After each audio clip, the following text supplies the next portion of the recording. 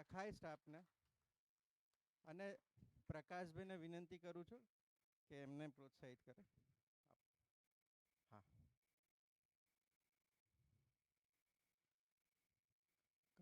કર્નલભાઈ please ઊભા થજો ને. આવો.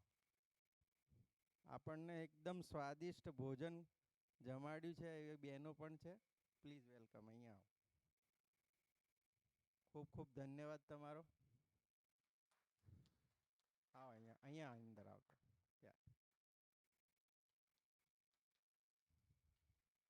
આપણે તો અહીંયા શિબિર કરીએ છીએ પણ એમને જે વ્યવસ્થા ઊભી કરી છે આપણા માટે એમના માટે ખૂબ ખૂબ આભાર છે આપણો.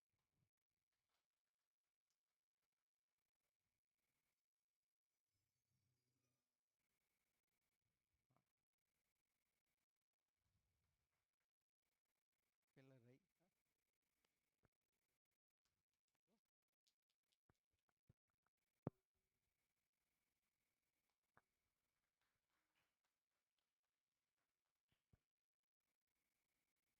ફરીથી આપણે સૌ કૃતજ્ઞતા વ્યક્ત કરી અને ખૂબ તાળીઓથી એમને ફરીથી એકવાર આભાર. આભાર.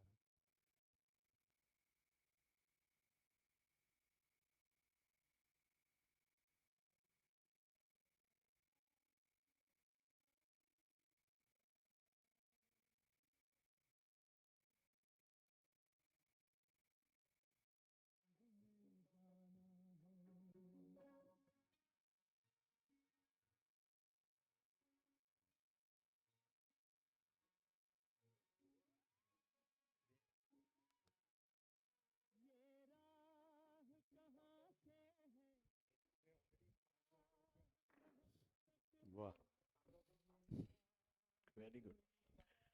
યસ, તમારી સામે એક વિડીયો ચાલી રહ્યો છે, થોડું સ્પેસને સમજવા માટે હું ફરી એકવાર ચલાવું છું. એક આ બહેન અહીંયા સૂતી છે, ત્યાંથી ઝૂમ કરીને ઠેઠ ગેલેક્સી સુધી જવાનો આ વિડીયો છે.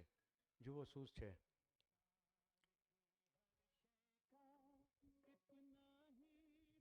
અવાજની જરૂર નથી.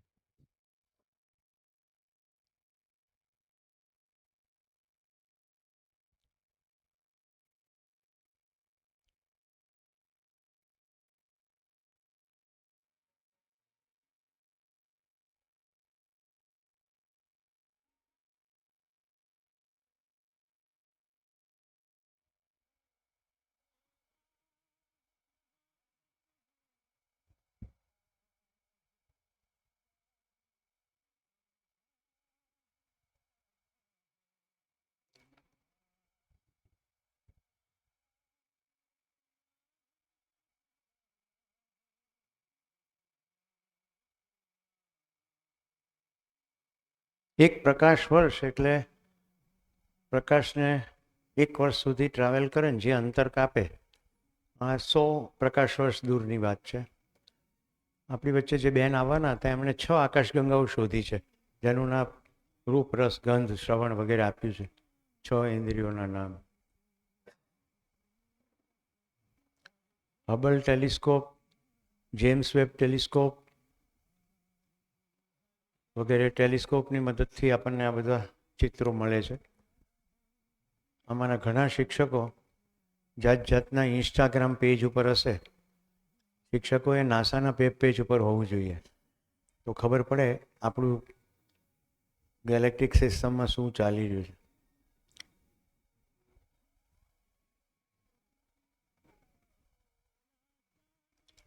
બ્રેકમાં મને બેન પ્રશ્ન પૂછ્યો કે ક્રિયાશૂન્ય સમજાતું નથી. તો મહિમા એ જ છે કે પોતે ક્રિયાશૂન્ય છે ને છતાંય ક્રિયાઓનો આધાર છે, એટલે જ તો ક્રિયા થાય છે. જો સ્પેસ પોતે ક્રિયાશીલ હોય તો બધી બીજી ક્રિયાઓનો અવરોધ થાય. તમે એક હાથ હવામાં વીંજવા ઈચ્છો અને કોઈ બીજો તમને હાથ પકડી લે તો તમે હાથ બી હલાવી શકો નહીં. એટલે સ્વયં ક્રિયાશૂન્ય છે, એટલે જ તમામ ક્રિયાઓ થાય છે.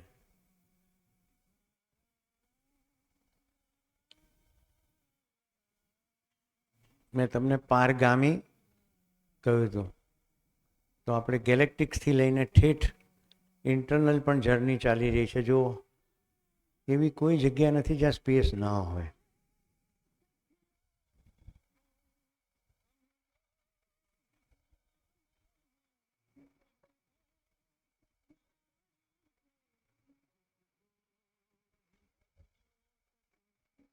તો મિત્રો, આ વિજ્ઞાન દ્વારા બનાવાયેલો વિડીયો છે.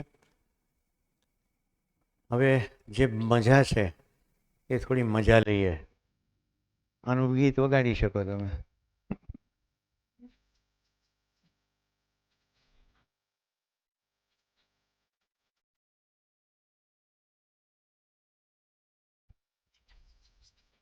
આમાં તો હાઈએસ્ટ જ છે અવાજ.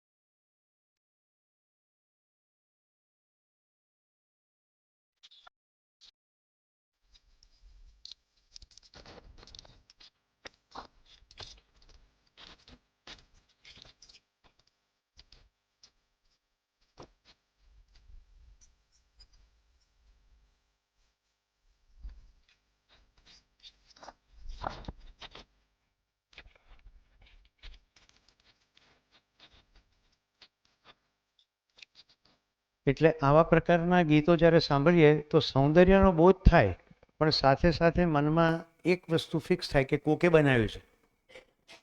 અહીંયા નવો પ્રસ્તાવ શું છે? કોઈ બનાવનાર નથી, ક્રિએશન નથી, પ્રગટન છે. તો સ્વયંસ્ફૂર્ત વિધિથી વસ્તુઓ પ્રગટે છે. તો 3 શબ્દો જે અહીંયા લખ્યા છે, નિયમ, નિયંત્રણ ને સંતુલન. વ્યાપક વડે પ્રત્યેક એકમ ઘેરાયેલા હોવાથી નિયંત્રણ છે, ડૂબેલા અને ભીંજાયેલા છે એટલે પરસ્પર પહેચાનને નિર્વાહ છે અને સંતુલન છે, અને ભીંજાયેલા છે એટલે ઉર્જિત છે અને નિયમબદ્ધ રીતે વર્તે છે. કશું બેફામ રીતે વર્તતું નથી, બધું નિયમબદ્ધ રીતે જ વર્તે છે. પરંપરા એની સ્થાપિત છે. 3 અવસ્થાઓ અફલાતૂન રીતે બેલેન્સમાં છે. 4થી અવસ્થામાં કલ્પનાશીલતા અને કર્મ સ્વતંત્રતાની મદદથી આ સમગ્ર અસ્તિત્વને જાણવાની ક્ષમતા છે. બધું જાણી લે તો અસ્તિત્વના નિયમ પ્રમાણે વર્તે તો નિરંતર સુખ થઈ જાય. આ છે સુખનું સરનામું. શિબિરનું ટાઇટલ છે ને, સુખનું સરનામું. હવે આપણને થોડી થોડી નિયમની ખબર પડી છે તોય શારીરિક સુખ થઈ ગયા છે. લોખંડની ખીલી વાગે એટલે પેલી ધનુરનું ઇન્જેક્શન આપે, ટીટનસ ટોક્સાઇડ. હા કે ના? કોઈ એ વખતે એવું કહેતું નથી હે ભગવાન તું બધું કરનાર છે. હવે ખીલી બી તે વગાડી, હવે મારે તોય તું ને તારે તોય તું. એ વખતે આપણે બધું જ એક તરફ મૂકી દઈએ છીએ, બધા ચોપડા સાઈડમાં મૂકી દઈએ છીએ અને તરત ડૉક્ટર પાસે જઈએ છીએ. પણ વિવાદ કરવાનો આવે તો આપણે બધા ચોપડાના રેફરન્સ લઈ આવીએ છીએ. અને યુદ્ધ કરવાના આવે તો એમ જ કહે છે મારી ચોપડી ફાઇનલ છે. મારી મુદ્દો સમજાય છે? તો જીવવામાં જુદું છે, બોલવામાં કંઈક જુદું છે. આનું નામ જ અંતર્વિરોધ છે. તો શું છે સુખનું સરનામું? અસ્તિત્વમાં તમામ વ્યવસ્થાઓ અદ્ભુત રીતે વ્યવસ્થિત છે. માનવમાં વ્યવસ્થામાં જીવવાની પ્યાસ છે અને વ્યવસ્થા છે. કારણ કે માનવામાં જાણવાની ક્ષમતા છે. શું જાણે તો વ્યવસ્થિત થાય? તો સમગ્ર વ્યવસ્થા જાણે અને એને અનુરૂપ જીવે તો વ્યવસ્થિત થઈ જાય. અત્યારે માણસ આવો કેમ છે એ મુદ્દો છે ને. તો જીવ શરીરોને જોઈને, એની 4 પ્રવૃત્તિ જોઈને, અને આપણામાં પણ 4 પ્રવૃત્તિ ચાલે છે. કઈ 4? આહાર, નિદ્રા, ભય અને પ્રજનન. એટલે આપણે જીવોને જોઈ જોઈને એના રહેવું કરવા માંડ્યા. કીડી શું કરે? બધું ભેગું કરે. આપણે કીડી છીએ એટલી ના ખબર પડે કે ભેગું કરવાની જરૂર નથી, પૂરતું છે. એટલું જ ભેગું કરવું પડે જેટલી આપણી જીવનશૈલી હોય. જેમ કે વરસનો ગોળ ઘી ભેગું કરીએ છીએ ને, ઘી નહીં કરતા હોય, તેલ કરતા હોય છે, રાઈટ? તો ભાઈ 1 વર્ષ સુધી ઝંઝટ ના કરવી પડે, એ સમજી શકાય છે. પણ આપણા પૈકીના કેટલાક કેવું ભેગું કરે છે? પૈસા છે તો જેટલું ભેગું કરાય એટલું ભેગું કરો, પછી સમાજમાં અછત ઊભી કરો અને પછી ધીરે ધીરે રિલીઝ કરો. કે કોલ્ડ સ્ટોરેજમાં બિઝનેસમાં બહુ પૈસા. અરે વિચાર તો કરો કે કોલ્ડ સ્ટોરેજના બિઝનેસમાં વધુ પૈસામાં બીજા કેટલા ગરીબ થઈ જાય છે. અને બીજા સાથે આપણું જીવન છે એ સચ્ચાઈ છે. તો અહીંયા આપણે બધી જ વસ્તુ સમગ્રતાનો ખ્યાલ કરીને કરીએ છીએ. ઓકે, તો એ કોણ ચિત્રકાર હે એમ કહીએ ને એટલે પાછું કોક બનાવનાર છે એવું થઈ જાય. તો મહિમા કોને કહેવાય? કોઈક બનાવનાર હોય તો બનાવનાર સીમિત, બનાવવા માટેનો માલ સીમિત અને બનાવવાની ક્રિયા કરવી પડે. અહીંયા પોતે સ્વયં ક્રિયા શૂન્ય અને છતાં તમામે તમામ ક્રિયાઓનો આધાર, એ જ તો મહિમા છે. નહીં તો મહિમા છે એનો.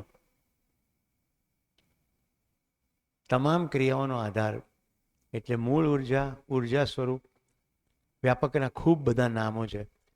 અહીંયા કેટલાક નામો મેં લખ્યા છે, પણ તમારી પાસે જે કંઈ હોય, તમે જે ગ્રુપ બનાવવાની હમણાં વાત કરી એની અંદર હું એક PDF મૂકીશ, એમાં તમને વ્યાપકના બધા નામો મળી જશે.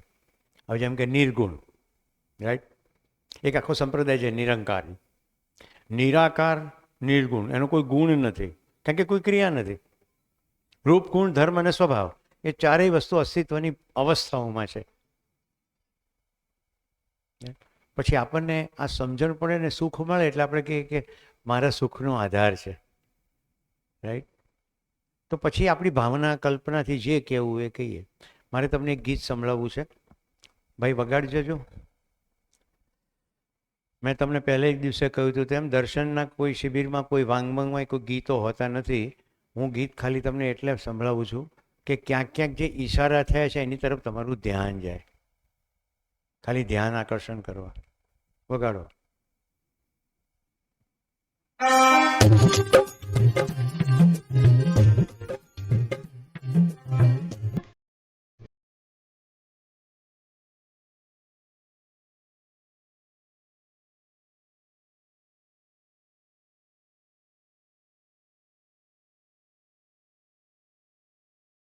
આવ્યું એક પાછું?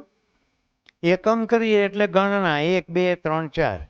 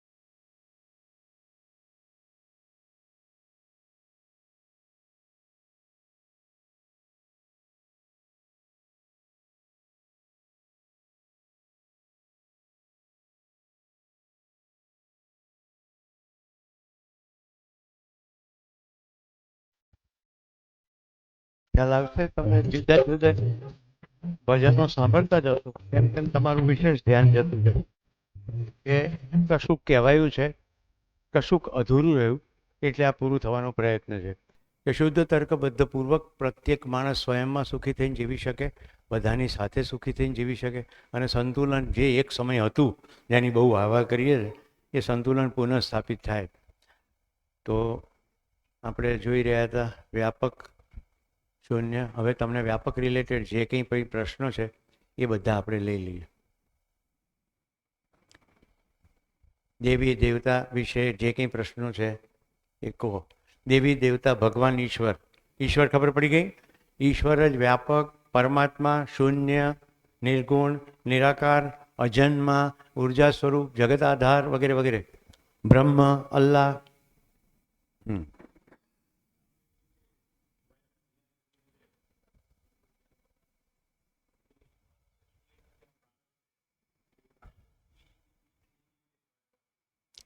જે પ્રાણની ક્રિયા છે વેજીટેટિવ સ્ટેટમાં એની જાતે ચાલ્યા જ કરે છે. જડ એકમની જેમ જ શરીરના તમામ અંગ ઉપાંગો વર્તે છે. એટલે જેમ કે ઇલેક્ટ્રોએન્સેફેલોગ્રામ, ઇસીજી કે ઇઈજી, આ બધા આપણે લઈએ છીએ, ઓક્સિજનના બાટલા ચડાવીને શરીર ચાલતું રાખીએ છીએ, તો માણસ બેહોશ પણ હોય ને ડેડ પણ થઈ ગયો હોય તો પણ એ ચલાવી શકાય છે. એટલે જે કંઈ એ થઈ રહ્યું છે શરીરની અંદર કે કરાવાઈ રહ્યું છે એ માનવ શરીરની બાયોરાસાયણિક કેમિકલ પ્રક્રિયાની ખબર પડી ગઈ. એને શૂન્યને કંઈ લેવા દેવા નથી. જો ભાઈ, તમે પહેલે દિવસે શિબિરમાં હતા તો તમે જોયું હશે કે મેં જીવન પરમાણુ કહ્યું. હવે તમારો પ્રશ્ન છે પ્રાણ અને આત્માને કઈ રીતે અલગ કરવું. તો પ્રાણ ક્યાં ચાલી રહ્યો છે? શરીરમાં ચાલી રહ્યો છે. શરીર ખતમ થઈ જાય પછી પણ જીવન તો રહે જ છે. એનો એક ભાગ આત્મા છે. જીવનની 10 ક્રિયાઓમાંની એક ક્રિયાનું નામ આત્મા કહ્યું. મધ્યમાં એક અંશ છે ને, એ અંશ જે ક્રિયા કરે છે, દરેક સ્થિતિ ક્રિયા અને ગતિ ક્રિયા એમ 2 ક્રિયાઓનો સમન્વય છે, તો એને આત્મા કહ્યું. એટલે પ્રાણ જતો રહે તો પણ આત્મા છે. રાઈટ? આપણી પાસે શું છે? પંચકોશ વિવેક છે ભગવાન શંકરાચાર્ય દ્વારા આપેલું. એમાં અન્નમય કોષ, પ્રાણમય કોષ, વિજ્ઞાનમય કોષ, આનંદમય કોષ, આવા કોષ છે. હવે એ એકવાર મનની અંદર કન્સેપ્ટ બેસી ગયો છે ને એટલે આપણે પ્રાણને આવાગમનને આત્માના આવાગમન સાથે જોડવા માંડીએ. પણ આ મેડિકલ સાયન્સનું એક વેજીટેટિવ સ્ટેટ જુઓ એટલે તરત ખબર પડે. હાર્ટલંગ મશીનની મદદથી શરીર ચાલતું રહે, પણ વ્યક્તિ મરી એટલે શરીર મરી જ ગયું હોય પણ શરીર ચાલતું રહે ખરું. હવે એની અંદર જીવન નથી, જીવને છોડી દીધું. ટ્રાન્સપ્લાન્ટ થાય છે કે નહીં? હાર્ટ ટ્રાન્સપ્લાન્ટ થાય છે, ફેફસા ટ્રાન્સપ્લાન્ટ થાય છે, કિડની, લીવર બધું ટ્રાન્સપ્લાન્ટ થાય છે. એક શરીર મરી ગયું છે એમાંનું એક અંગ તો કામ કરે છે. આંખોનું દાન તો થાય જ છે. તો આ બહુ ઇન્ટરેસ્ટિંગ છે. હું મરી જાઉં ને મારી આંખ તમારામાંથી કોઈને દાન થાય તો મને જે સમજાયું છે એવું તમને જગત દેખાય? ના દેખાય. આંખ ખાલી પ્રતિબિંબ પાડી આપે. સમજવું તો જાતે જ પડે. જેમ બ્લડ ડોનેશન કરવાથી સમજણ ના આવે એના જેવું. ઓકે, તો ઈશ્વરની મેં વાત કરી, હવે ભગવાનની વાત કરીએ. રાઈટ? કારણ કે ભગવાન આપણો એક મહત્વનો પ્રશ્ન છે. કઈ પ્રક્રિયા? આ ડાબી બાજુનું ભૌતિક અને રાસાયણિક. એકલી કેમિકલ નહીં, ભૌતિક પણ ખરી. આ ઉપરથી આ નીચે જ પડે છે ભૌતિક ક્રિયા. અંદર જે ચાલી રહ્યું છે રાસાયણિક ક્રિયા. પણ હાથ ઉપર ઊંચો કરવાનું નિર્ણય લઉં છું એ જીવન ક્રિયા. તમે ખાલી એટલું જુઓ, અત્યારે જિંદગીમાં જે કંઈ છે ને તમારી, એ તમારા નિર્ણયોને કારણે છે. એવું છે કે નહીં? મારી પાસે જે ભાઈઓ ફરિયાદ કરવા આવે ને એમની પત્નીઓની, તો હું ખાલી એક લીટી કહું કે જાતે ઘોડે ચડીને ગયા હતા કે નહીં? તમારા નિર્ણયના ફળ સ્વરૂપે આ જે છે. તો હવે કન્ઝેક્વન્સીસ જુઓ કે આટલા વખતમાં એવા કયા કયા નિર્ણયો છે કે સામેથી આવા પડઘા પડ્યા, તો તરત પકડાય કે અમુક નિર્ણય ખોટો હતો. હમણાં જે હું કેસ હેન્ડલ કરી રહ્યો છું એ કેસમાં બેને કીધું કે મને એને લાફો મારી દીધો. પત્યું. હવે લાફો મારી દીધો એ પેલી બેનને સ્વીકાર્ય નથી. MSc IT ભણી છે. હવે મારે એને કઈ રીતે સમજાવવાની? મેં કહ્યું તારી દીકરી છે, એને લાફો માર્યો તો તું દીકરીની માં તો મોટી નથી જતી ને. તું ખાલી હવે વિચાર કર કે તારી માં તરીકેની કોઈ જવાબદારી ખરી? હું કોઈ સોલ્યુશન નહીં આપું, સોલ્યુશન જાતે જ જનરેટ કરવા પડે. એટલે આ શિબિરમાં ડૂઝ ડોન્ટ્સ નથી, કોઈ સોલ્યુશન નથી, ખાલી પ્રસ્તાવો છે. કારણ કે કોઈ માણસને કોઈ બીજો ચલાવે એ સ્વીકાર્ય નથી. ઓકે, હવે ભગવાન લઈ લઈએ. અસ્તિત્વની બધી જ અવસ્થાઓ સમજાઈ જાય પોતાના સમેત, પૂર્ણ પ્રગતિ જાગૃત થઈ જાય તો પછી જીવશે કઈ રીતે? સમજણ પ્રમાણે જીવશે કે બેફામ જીવશે? 10 ક્રિયાઓ યાદ કરો. છેલ્લી ક્રિયામાં શું કહ્યું હતું? અનુભવ અને પ્રમાણ. એકવાર આખા અસ્તિત્વનો એટલે કે સહઅસ્તિત્વનો અનુભવ થઈ ગયો તો એનાથી હવે નીચે જીવી શકાશે નહીં. એનું પ્રમાણ તમે પોતે જ છો. થોડાક નિયમ ખબર પડે છે તો એ પ્રમાણે જીવો છો ને. આંખમાં લીંબુ નીચોવો છો કોઈ દાડો કે ના વિટામિન સી બહુ સારું? એ તો પાણીમાં જ નીચોવીને પીએ છે. તો આટલો સાદો કેમિકલ નિયમ ખબર છે. પગથિયા ઉતરતા ધ્યાન રાખીએ છીએ, ધાબાના છેડે ચાલવા નથી માંડતા, કેટલાક નિયમો ખબર જ છે. તો જો બધા જ નિયમ ખબર પડી જાય તો વ્યક્તિ સંપૂર્ણ રીતે જીવશે. હા કે ના? આ સમજવું, એને ક્યારેક જ્યોતિ કીધું, પ્રકાશ કીધું, જ્ઞાન કીધું, તો વ્યક્તિ દ્વારા આખું સહઅસ્તિત્વ પ્રકાશિત થશે. આ જે વ્યક્તિ દ્વારા વ્યક્તિત્વ પ્રકાશિત થવું, જેના દ્વારા થાય એને કીધું ભગવાન. ભગવાન એ પણ માનવ છે, એના દ્વારા આખું સહઅસ્તિત્વ પ્રમાણિત થઈ રહ્યું. આખું સહઅસ્તિત્વ એટલે વ્યાપક શૂન્યની અંદર જે ક્રિયા ચાલી રહી છે, બધી ક્રિયાઓને સમજીને એને અનુરૂપ જીવવું, એને આચરણમાં પ્રમાણિત કરવું, એવું જેને પ્રમાણિત કર્યું તે બધા ભગવાન. ક્લિયર? ભગવાન. હવે દેવી દેવતાઓ લઈ લઈએ. આપણા પૈકી કેટલાક માનવો હંમેશા બીજાનું ભલું કરવાનું કામ કરતા હોય, બધી જાજી સમજણ ના પડતી હોય તોય કરતા હોય. હા કે ના? કોઈક પાણીની પરબ કરશે, કોઈક નિશાળમાં બાળકોની ફી ભરશે, કોઈક આર્મીના શહીદો થઈ ગયા એના બાળકોને દત્તક લેશે. આવું કરે છે કે નથી કરતા? હા કે ના? એને ઈશ્વરની ખબર હોય કે ના હોય પણ ભલાઈનું કામ કરે. આવી વ્યક્તિનું શરીર છૂટી પણ જાય તો શરીર ચલાવતા એની અંદર નિષ્કર્ષ શું નીકળ્યો છે કે જીવવાની રીત ખાલી એકલું ખાઈ પીને હુઈ જવાની તો નથી, ભલાઈ કરવાની છે. આવી વ્યક્તિઓ જેનું કામનું ફલક પોતાના પૂરતું સીમિત નથી, જન સામાન્ય માટે સીમિત ફેલાયેલું છે, કલ્યાણનો ભાવ છે, બીજું શરીર ધારણ કરે તે પહેલાં બીજાને મદદરૂપ થવાના ભાવ સાથે બનેલું રહેશે, એને કહે છે દેવ દેવી. કોઈ પથ્થરની આડશે, કોઈ મૂર્તિની આડશે રહીને પણ કશું કરી ના શકે, કારણ કે જીવન ક્રિયા કોઈ ભૌતિક ક્રિયા કરી શકતું નથી. શરીર સિવાય એક પણ ક્રિયા થાય નહીં, એટલે મેક્સિમમમાં મેક્સિમમ પ્રેરણા પૂરી પાડી શકે. હવે એ બી આપવાની ક્રિયા નથી થતી કે તમારા મગજમાં પ્રેરણા ફિટ કરી દીધી, એવું નથી થતું. પણ કોઈ દેવસ્થાનમાં જાઓ કે કશે ના જાઓ, પ્રેરણા નિરંતર ઉપલબ્ધ જ છે. તમારી તૈયારી છે? જે પ્રકાશભાઈએ પાત્રતાનો પ્રશ્ન પૂછ્યો હતો, પ્રકાશભાઈ જે ક્ષણે તમે નક્કી કરો છો ને કે મારે જાણવું છે, એ જ ક્ષણે જાણવા માટેના કેટલાય સોર્સિસ તમારી જિંદગીમાં ઉપલબ્ધ થઈ જશે. સાયન્ટિસ્ટ સાહેબ વધારે સારી રીતે કહી શકશે. કશું બી જાણવું હોય તો કુદરતમાં એવી વ્યવસ્થા જ છે કે તમારે જે જાણવું છે એના માટેના સોર્સિસ છે જ, એ ઉપલબ્ધ થતા જ દેખાવા માંડશે. બ્રેઇન પ્રોસેસની રીતે જોવું તો સિલેક્ટિવ જ જોશો તમે બધું. તો પ્રેરણા નિરંતર ઉપલબ્ધ છે.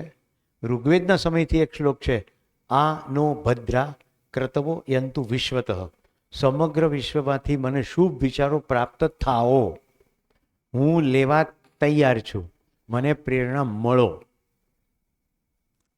આ મેહુલભાઈ અહીંયા બેઠા છે રિસેસમાં, એમને પૂછજો.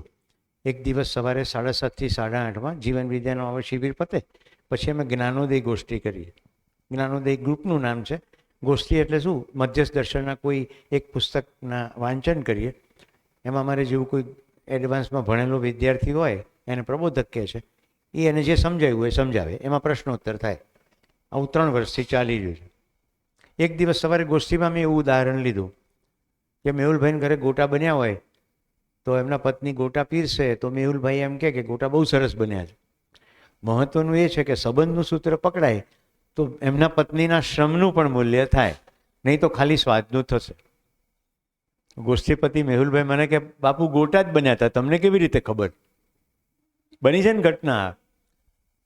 હવે એ પાલનપુર, ગાંધીનગર, કોઈ ચમત્કાર નથી. આવું સતત થાય છે.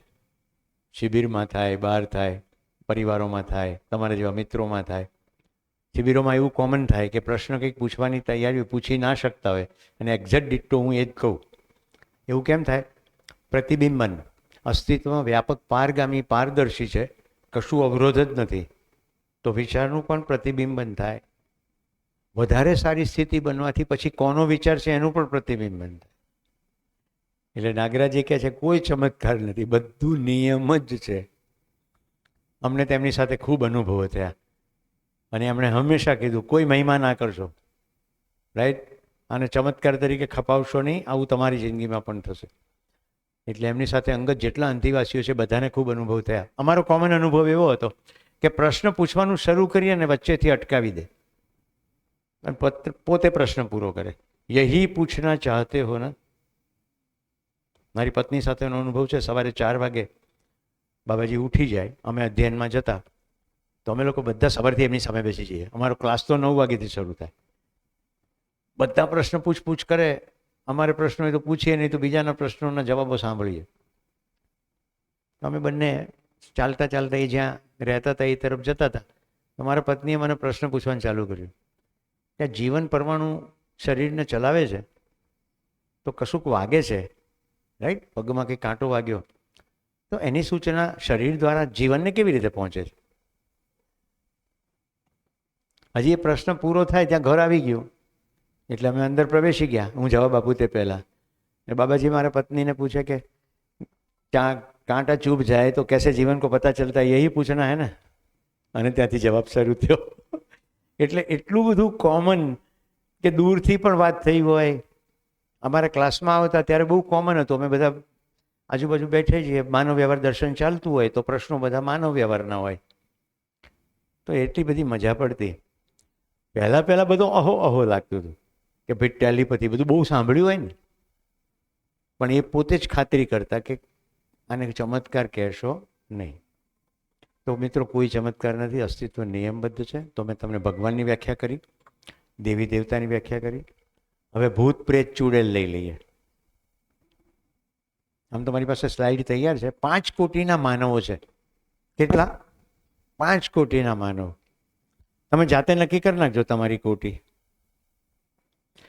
પશુ માનવ, પશુ ચેતનામાં જીવતો માનવના 4 જ કાર્યક્રમ છે: આહાર, નિદ્રા, ભય અને પ્રજનન.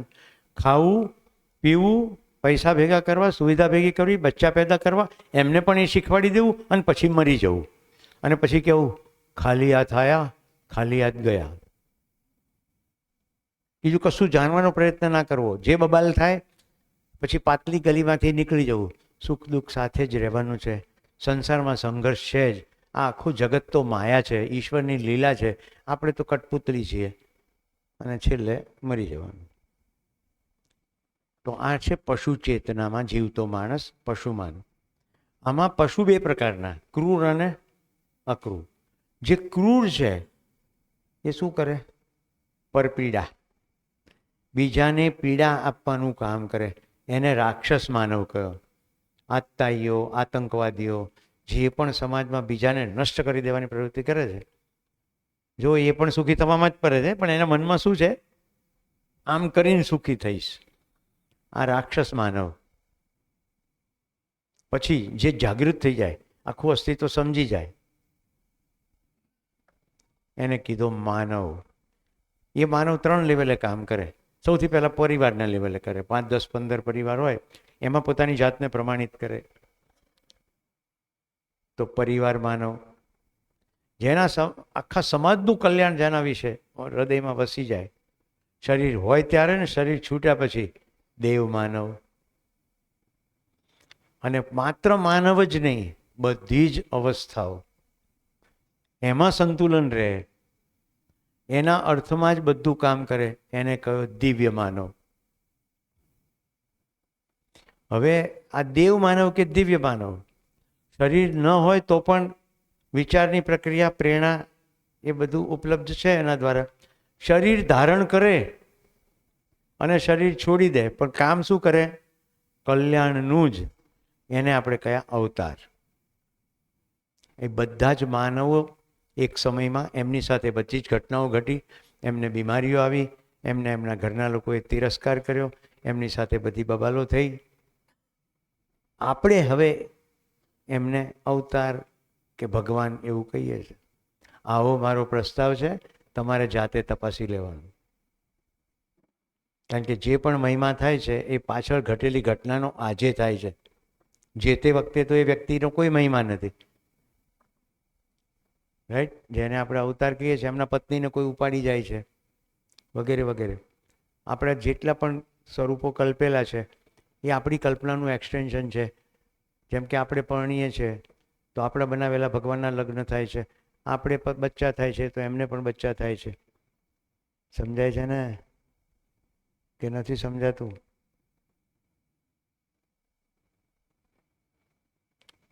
ગઈકાલે મને એક પ્રશ્ન આવ્યો, તો પૂજાપાઠ બંધ કરી દેવા?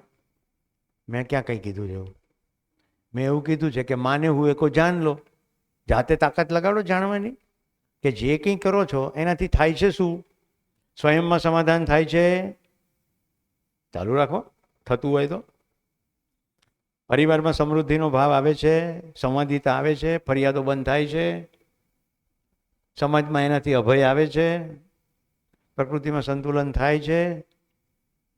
ચાલુ રાખો. તમે જ નહીં લો, હું કોણ કહેનાર છું ચાલુ રાખો બંધ રાખો? કારણ કે મારા કહેવાથી તમે બંધ કરનારા નથી અને મારા કહેવાથી કશું કરનારા નથી. સંસારનો કોઈ માણસ કરતો નથી. બધા સમજીને જ કરી શકે. બાકી શાસન છે. મેં તમારી વચ્ચે ભજન ગાયું.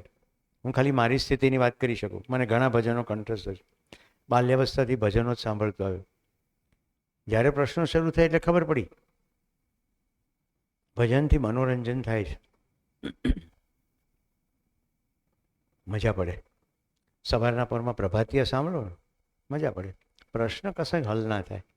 આજે ઉપમા કેમ બનાવ્યો? બટેટા પૌવા કીધું હતું, તરતની ક્ષણે મૂડ ડિસ્ટર્બ થઈ ગયો. હજી હમણાં પહેલાં તો મન શાંત હતું, તરતની ક્ષણે કેમ બદલાઈ ગયું? તો ભજનનો કેટલો ઇમ્પેક્ટ રહ્યો? ભજન ચાલ્યું ત્યાં સુધી. હવે ભજનનો ઇમ્પેક્ટ કરવો શું કરવું પડે? ભજનના શબ્દોને જાણવા પડે, એને જીવનમાં જોવા પડે. આમ થઈ રહ્યું છે કે નહીં કોશિશ કરવી પડે. જાણવાની કોશિશ કરીએ તો કોઈ પણ શબ્દ જે કહેવાય રહ્યું છે એનો કોઈ અર્થ છે, અસ્તિત્વમાં એની કોઈ વસ્તુ છે, એ મને દેખાય છે. ધન્ય શબ્દ છે, અસ્તિત્વમાં એવું કંઈ નથી, તો પછી કલ્પનાશીલતા. એક મિનિટ બેન, કારણ કે આ બધામાં લોકો રચ્યા પચ્યા છે. અત્યારે જ મને દેખાય છે ઘણાના ચહેરા ઉપર.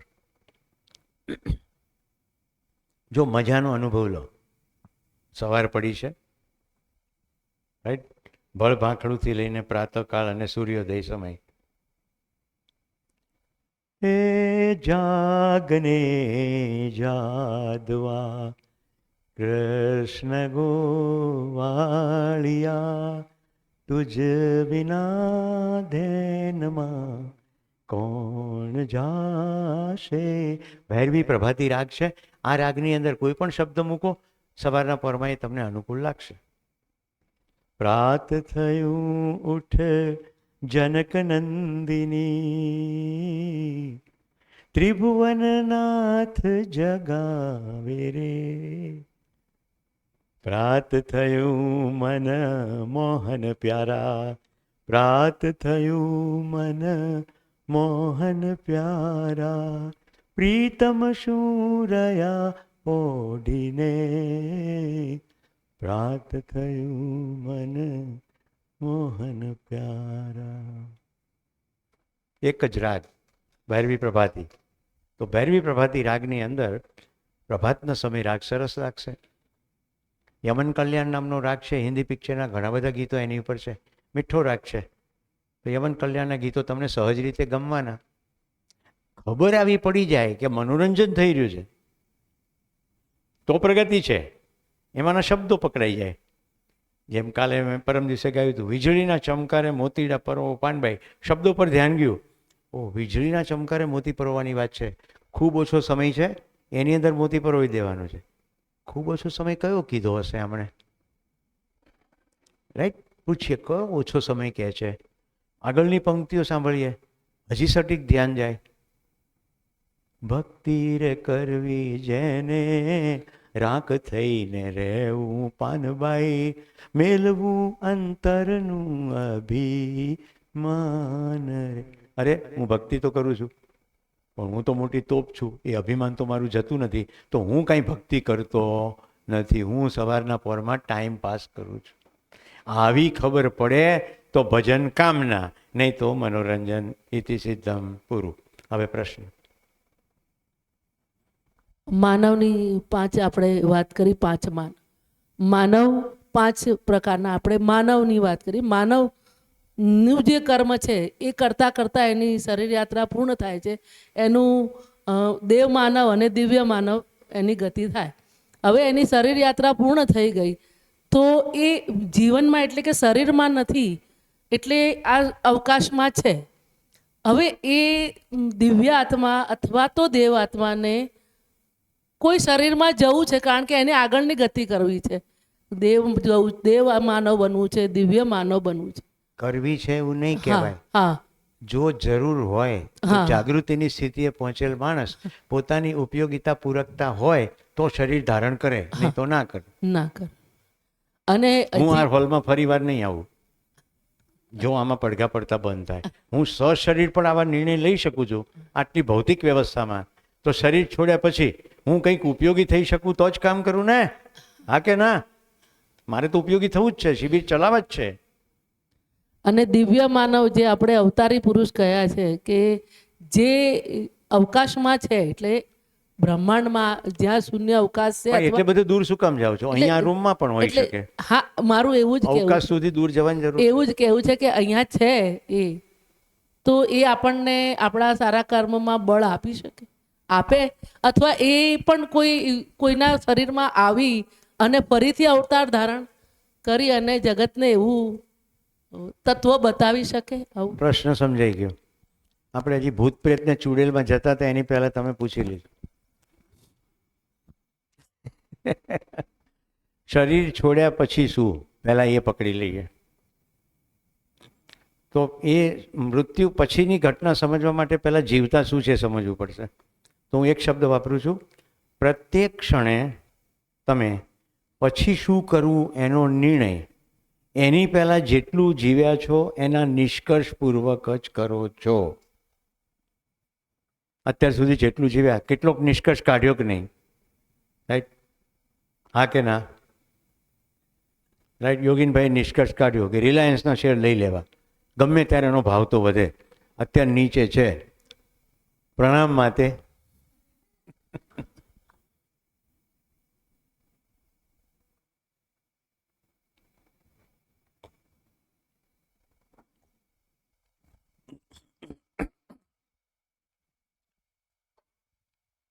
એમણે નિષ્કર્ષ કાઢ્યો શું કે આ ભાઈ ઘડીએ ઘડીએ પાણી ભૂલી જાય છે. આ બધા જે મને પાણી પીવડાવે છે એમણે શું નિષ્કર્ષ કાઢ્યો? તો નિષ્કર્ષપૂર્વક આગળ વધીએ છે. ભાવનાબેન, એ ખ્યાલ આવે છે? આ જો સ્પષ્ટ નહીં થાય ને તો પછી હમણાં જે કહી છે બધું બમ્પર જશે. જિંદગીના દરેક ક્ષેત્રમાં જે પાછળ ઘટનાઓ ઘટી છે એના આધારે તમે નિષ્કર્ષ કાઢીને પછીના ક્ષણનો નિર્ણય લો છો. હું અત્યારે આ ક્ષણે શું નિર્ણય લઈ રહ્યો? ભાવનાબેને ભલે પ્રશ્ન પૂછ્યો, પણ આ હજી બાકી છે. પાછું ગૂંચવાડો ના થઈ જાય, કારણ કે એ તો દેવ દિવ્યાત્મા સુધી પહોંચી ગયા. તો મેં આ નિષ્કર્ષ કાઢીને તમને જવાબ આપવાનો નિર્ણય લીધો. મેં ભાઈ સાથે સંવાદ કર્યો. મેં શું નિષ્કર્ષ કાઢ્યો કે ભાઈ તમને એવું લાગતું હોય તો તપાસો, આપણે આગળ વધીએ. હું એવો નિષ્કર્ષ કાઢ્યો છેક સુધી દલીલો ચાલુ જ રાખું, વિષય રહી જાય અધૂરો ને અમારે બેની સાથે શિબિર પૂરી થઈ જાય. કારણ કે આ આખું જીક્સો પઝલ જેવું છે. કોઈ એક મુદ્દા ઉપર અટકી જવાનું બદલે આખું સમજી લો, આખું ચિત્ર બની જાય, પછી તમને યોગ્ય લાગે તો આગળ શિબિરમાં આવો. જે લોકોને આ શિબિરમાં કંઈ પણ ગૂંચવાડા છે ને, તમારે વેલકમ છો. આની પછીનો શિબિરનું નામ છે અધ્યયન બિંદુ.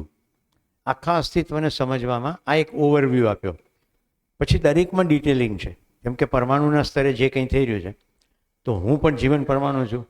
મન, વૃત્તિ, ચિત્ત, બુદ્ધિ ને આત્મા, આ દરેક સ્તરે થઈ રહ્યું છે. અને જેટલું થઈ રહ્યું છે અહીંયા ચાર્ટ તૈયાર છે, પછી સમય રહેશે તો બતાવીશ કે મનમાં કેટલું ચાલી રહ્યું છે. 2, 8, 18 ને 32, બહારનો પરિવેશમાં 32 છે, મનમાં 64 ક્રિયાઓ છે. અને 64 આંગળી મૂકીને તમે જોઈ શકો આ થાય છે થાય છે થાય છે, અને 65મી નહીં મળે. વૃત્તિ 18 છે, એટલે સ્થિતિમાં 18, ગતિમાં 18, એટલે 36. એમ ટોટલ 61 અંશોની 122 ક્રિયાઓ છે. આત્મા સુધી આપણે ના જઈએ, પણ મન, વૃત્તિ અને ચિત્ત સુધીની તો દેખાય. તો પછી એમ પ્રતીતિ થાય કે હા, આપણાથી સિનિયર જે લોકો કહી રહ્યા છે એ લોકોને એમ થયું છે, એની સાથે સંવાદ કરીએ. એનીવે, તો નિષ્કર્ષપૂર્વક આપણે પ્રત્યેક ક્ષણે આગળ વધીએ છીએ અને નિષ્કર્ષપૂર્વક જ નિર્ણય લઈએ છીએ. તો શરીર છૂટ્યા વખતે જે નિષ્કર્ષ ફાઇનલ જિંદગીનો છે એના આધારે આગળ ગતિ કરીશું. આપણા પૈકી જે લોકોને શરીરની અંદર જ સુખ છે એવું દ્રઢ ઘૂસી ગયેલું છે, શરીરને ભોગવવું છે, તો એવું શરીર, એવા માનવો આજુબાજુ જે બહુ વીક છે અને સતત એવી માન્યતા ધરાવે છે કે મારી અંદર કશું ઘૂસી જશે તો, બારણા ખુલ્લા છે અને ડર છે, એની અંદર એ જીવન પ્રવેશી જશે અને એની ઈચ્છા પૂરી કરવા માટેનો બકવાસ શરૂ કરશે. મારા ઘરની સામે એક રમેશભાઈના શરીરમાં આવું થતું હતું, તો એને ખીચડી જરાય ભાવતી નહીં, પણ જેવું અંદર આવે એટલે ખીચડી માગે, અને 6 જણાની ખીચડી એકલા ખાઈ જાય. હું ત્યારે ભણતો, એટલે મેં કીધું હવે આવે ને ત્યારે તરત મને બોલાવજો. એટલે હું ટેપ રેકોર્ડર લઈને જાઉં, જેવું ટેપમાં રેકોર્ડિંગની સ્વિચ ઓન કરું ને એટલે બંધ થઈ જાય, જતા રહે. તો કેમ અત્યારે એનો જવાબ મળે છે, કશું બી રેકોર્ડ કરીશ તો તકલીફ, રેકોર્ડ થશે તો તકલીફ થશે, એ તકલીફ નથી કરવી એટલે શરીર છોડી દે. તો આવા બધાને જે પીડાનું કામ કરે અથવા પોતાની વાસના પૂરી કરવાનું કામ કરે એને 2 કેટેગરીમાં વેચ્યા. પ્રેત કે ભૂત પોતાની પૂરી કરે ઈચ્છા. આ ચૂડેલ, ડાકણ, આ બધા જે પણ શબ્દો છે એ પરપીડનનું કામ કરે. જીવતા હતા ત્યારે પીડા કરતા હતા અને મરી ગયા પછી. પણ કોઈની એવી તાકાત નથી તમારી ઈચ્છા વગર તમારા ઘરમાં પ્રવેશી શકે. તમે આ શરીર તમારા ઘરમાં રહો છો, તમારી ઈચ્છા નથી તો કોઈ પ્રવેશી શકે નહીં. સાબરકાંઠામાં એક મારા મિત્ર છે, ગોપાલદાસજી બાપુ એમનું નામ છે. હું એમના ઘરે ગયો, બધા એમને ખૂબ મહાત્મા ગણે. હું એમના ઘરે ગયો, એમના પત્ની અમારા માટે જમવાનું બનાવ્યું, અમે સાથે બેસીને જમ્યા.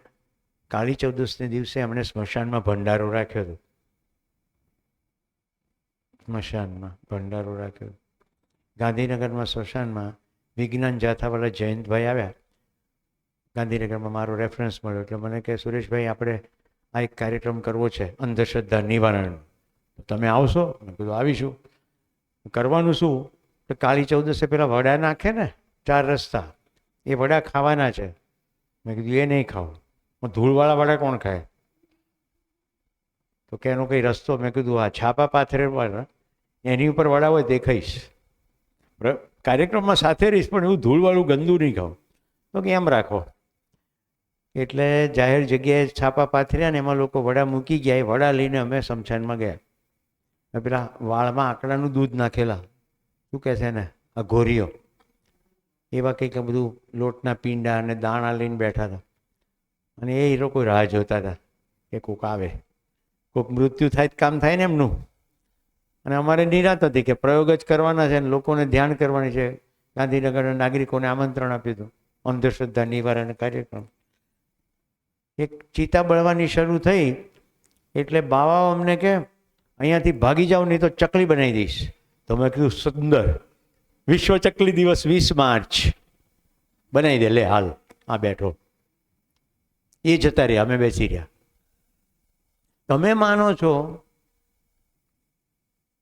તો તમારા શરીરમાં ઘૂસી શકે, કારણ કે તમારી કરતાં વધારે એનું તાકાત છે, શારીરિક નહીં, માનસિક. તો મન પાઠ છે, જીવન પરમાણુનો બહારનો પરિવેશ છે. મન જેમ પ્રેરણા થાય છે એવી જ રીતે શરીરમાં ઘૂસી શકે, ટેમ્પરરી ટેક ઓવર કરી શકે. આમાં કોઈને કંઈ ડાઉટ હોય તો સગર્ભા સ્ત્રીઓને ખબર જ છે, 4-4.5 મહિના પછી એની અંદર જીવન પ્રવેશી જાય. એક શરીરમાં 2 જીવન છે, મૂવમેન્ટ પણ થાય, પ્રતિભાવ પણ આપે, બધું જ થાય. એટલે જીવન 2 જીવન હોઈ શકે. તો જે પરપીડનવાળા છે એ બધાને મેં કીધું ને, ચુડેલ ને બ્રહ્મ રાક્ષસ એવા બધા નામો છે. હવે તમારો જે પ્રશ્ન છે, અવતાર લેવો કે નહીં લેવો, શરીર ધારણ કરવું કે નહીં ધારણ કરવું, એ તો જાગૃતિની એ સ્થિતિ છે કે જે આખું સહઅસ્તિત્વ ખબર પડી ગઈ છે અને પોતાની ઉપયોગિતાને પૂરકતા દેખાય છે. તમારામાંથી કોઈને કોઈ ઈજા થઈ જાય તો મેક્સિમમ મારી કેપેસિટી ફર્સ્ટ એડ કરવાની છે. મારા થેલામાં બેન્ડેડ હોય છે એટલે હું બેન્ડેડ લગાડી દઉં, આટલું કરી શકું. ઓકે. બીજું, મારા થેલામાં અમારા એક પ્રબોધક સોમ ત્યાગીજી, એને એકવાર હાર્ટ એટેક આવ્યો ત્યારથી મારી સાથે હંમેશા પેલી સોર્બિટેટ રાખું છું, એસ્પિરિન રાખું છું કે ભાઈ ક્યાંય આપણે ઉપયોગી થવાય. પણ બીજું કશુંક થાય તો મારી કેપેસિટી નથી, કારણ કે હું ડૉક્ટર નથી. આ સમજાયું? ઉપયોગિતાને પૂરકતા પૂર્વક શરીર ચાલુ છે ત્યારે પણ આપણે નિર્ણય લઈએ છીએ, તો શરીર છૂટી ગયા પછી એમ લાગે કે શરીર ધારણ કરવાથી કોઈ ઉપયોગિતા છે તો ધારણ કરી શકે, એ એની સ્વતંત્રતા છે. હવે બળ પૂરું પાડે, બળ એટલે ભૌતિક જીવન, પરમાણુ કોઈ ભૌતિક રાસાયણિક ક્રિયા કરતો નથી, કશું બળ મળે નહીં. તો હવે બળ સમજીએ. કોઈ ભૂસી શકે? આ તાત્કાલિક એકદમ ઝડપથી આ ડાબી બાજુનું ભૂસી નાખો, વ્યાપકને ભૂસી નાખો. હાજી.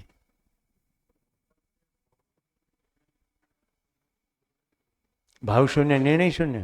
અવકાશમાં કોઈ ક્રિયા જ નથી એટલે ભાવનો મુદ્દો જ નથી. નિર્ગુણ, નિરાકાર, કશું થતું જ નથી. એટલે બીજી ભાષામાં કહું તો તમે અવકાશને માટે ગમે તે બોલો, ત્યાં કોઈ સાંભળવાની ક્રિયા થતી નથી, કારણ કે અવકાશ કોઈ વ્યક્તિ નથી. એટલે કોઈ ભાવનો પ્રશ્ન જ નથી, શૂન્ય છે. માઇક લો ને ભાઈ, તો પ્રશ્નનો જવાબ રેકોર્ડ પણ થાય.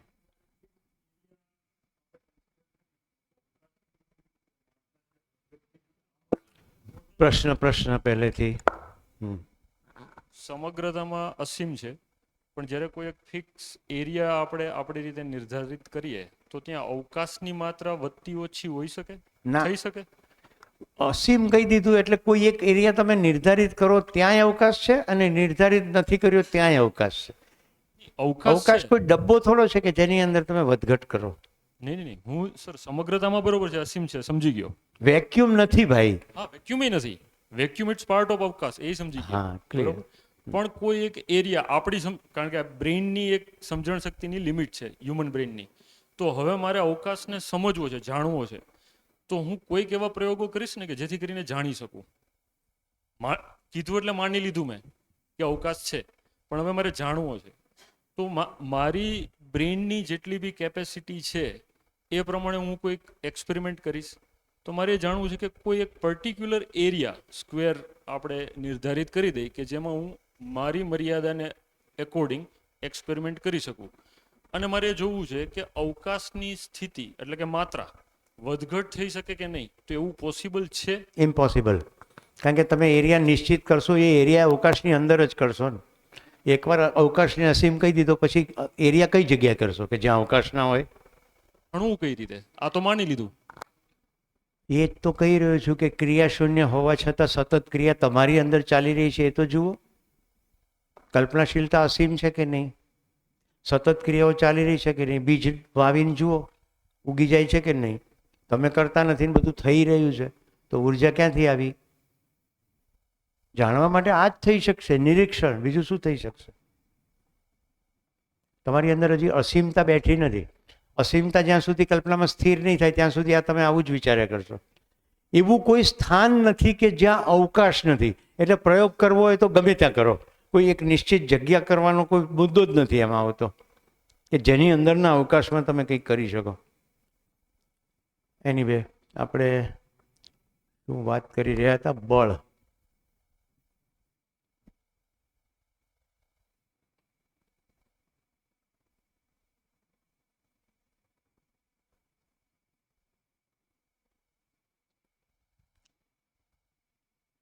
આસ્વાદનપૂર્વક ચયન,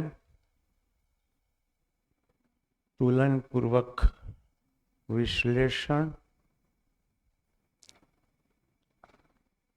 સાક્ષાત્કાર, ચિત્રણ,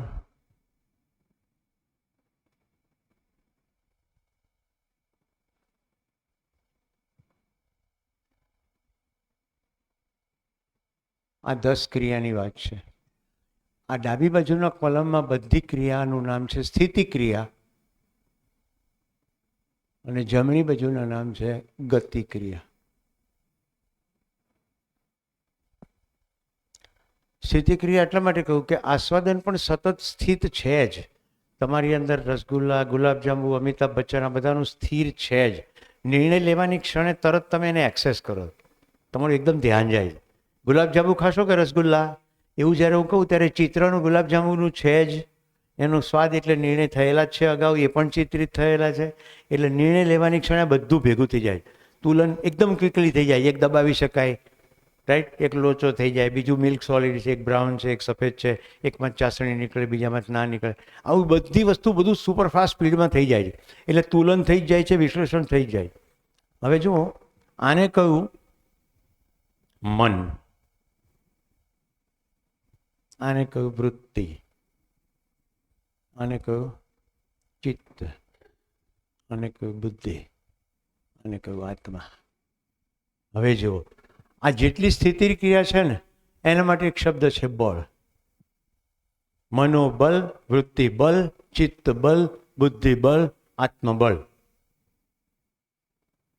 તો મનનો તમારી અંદર વિકાસ થાય તો મનોબળ વધી જાય. મનોબળ કેટલી વસ્તુ?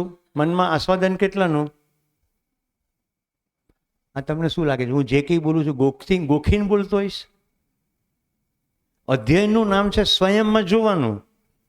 અત્યારે તમારા માટે ઘણું બધું વધારે પડતું છે. જેમ અધ્યયન કરશો ને દેખાશે કે એક્ઝેક્ટ આવું જ છે. મનની અંદર આસ્વાદન 3 પ્રકારના છે: રુચિ, સંબંધ અને લક્ષ્ય.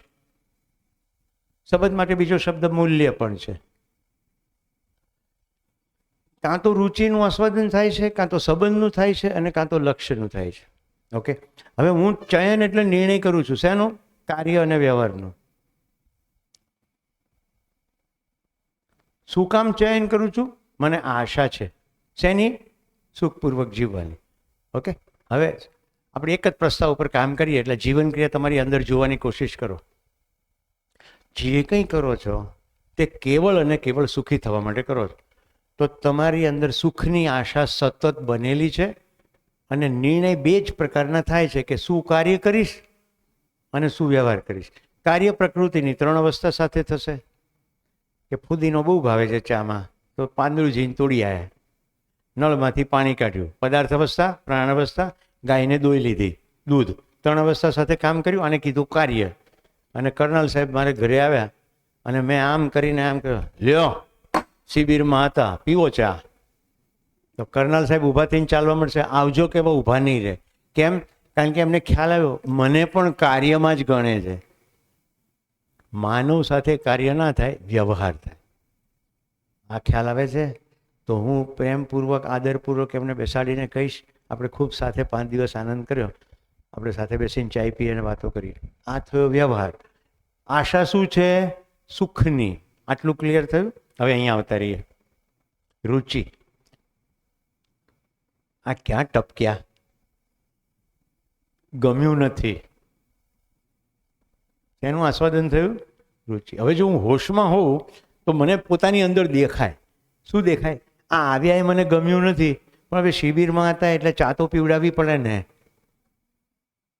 હું હોશમાં હોઉં તો મને ખબર પડે કે આ મને રુચિ છે. ઓકે, હવે શું થશે?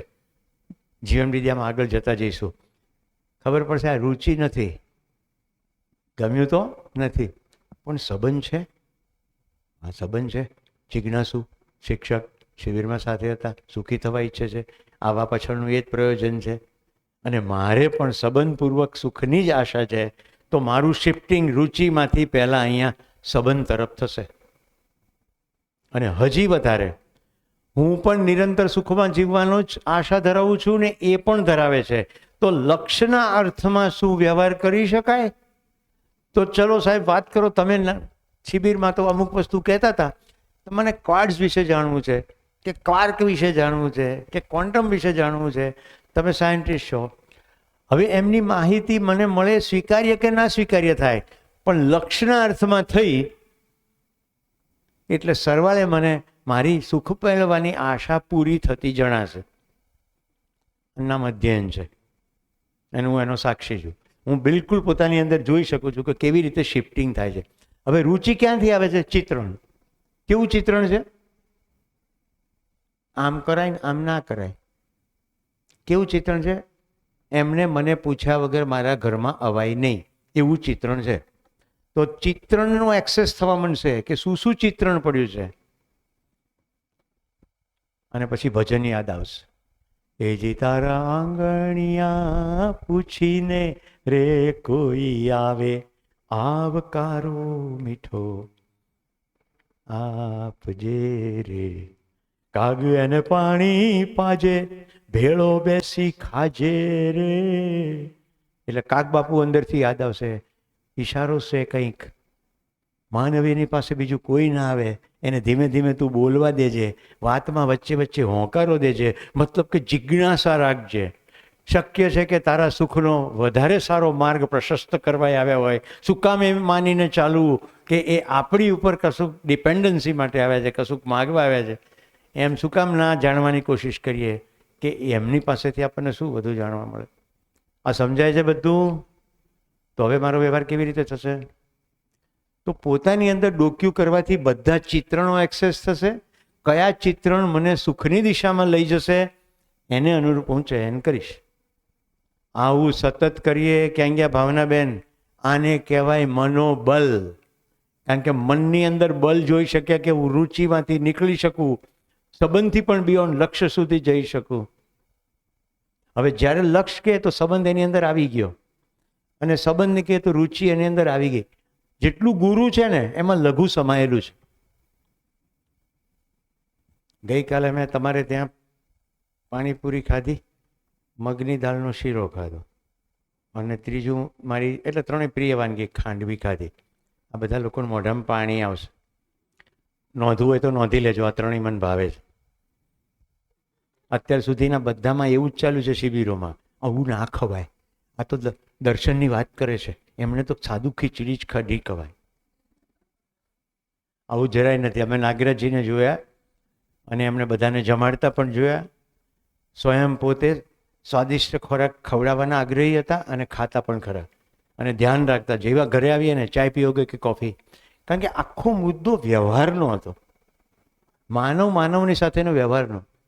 એકવાર ક્રિકેટનો સ્કોર કોઈકને પૂછતા હતા, તો અમારા જેવા કોઈકે પૂછ્યું કે બાબાજી તમે આટલી જાગૃતિની સ્થિતિએ તમને શું ક્રિકેટમાં રસ?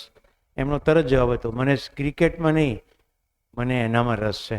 સંવાદની શરૂઆત ક્રિકેટથી થાય તો આગળ સમજણના બિંદુ સુધી પહોંચાય. પોઈન્ટ સમજાય છે? એક બાળકનો જન્મદિવસ હતો અને કેક માટે ઘરમાં એને જીદ કરતા હશે એવી કંઈક વાતચીત સાંભળી. બાબાજીને ત્યાં પરિવાર મહેમાન હતું. હવે નીચે કોઈક અમરકંટકથી નીચે જતું હતું. અમરકંટકથી નીચે પેન્ડા રોડ છે, અમરકંટક ઉપર છે. તો કે યાદ કરકે કેક લેકે આના, इसका बर्थडे. વ્યવહાર સમજાય છે ને? વ્યવહાર, વસ્તુ ઇમ્પોર્ટન્ટ નથી, આપણી ફસાવટ જ ત્યાં છે.